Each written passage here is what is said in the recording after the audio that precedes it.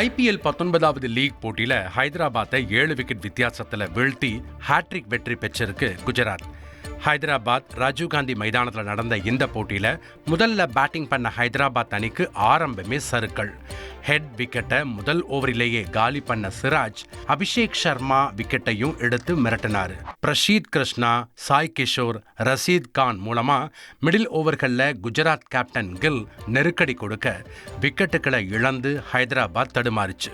ரொம்ப ஸ்லோவா ஆடின நிதிஷ்குமார் ரெட்டி 31 ரன் எடுக்க மற்ற வீரர்களும் சோபிக்காம போனதால ரன் சேர்க்க முடியாம ஹைதராபாத் திணறுச்சு.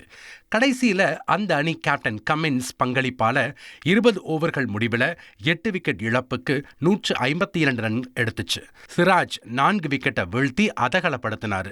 153 ரன் இலக்க நோக்கி ஆடின குஜராத் அணியில சாய் சுதர்சன் சொற்ப ரன்னுக்கு ஆட்டமிழக்க பட்லர் டக் அவுட் ஆனார். கேப்டன் சுக்மன் கில் நிதானமா விளையாட 3வது விக்கெட்டுக்கு சர்ப்ரைஸா வந்த வாஷிங்டன் சுந்தர் பவுண்டரிகளை விரட்டி பட்டைய கிளப்பினார்.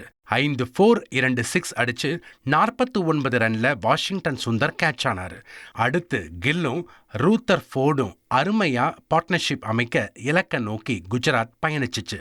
அரை சதம் அடிச்சு கில் அசத்த ரூத்தர் ஃபோர்ட் தன்னோட பங்குக்கு பவுண்டரிகளை விளாசினார். 17வது ஓவர்ல 3 விக்கெட்டுகளை இழந்த நிலையில சுலபமா இலக்க கடந்துச்சு குஜராத். கில் 61 ரன்னும் ரூத்தர் ஃபோர்ட் 35 ரன்னும் எடுத்து ஆட்டமிழக்காம இருந்தாங்க.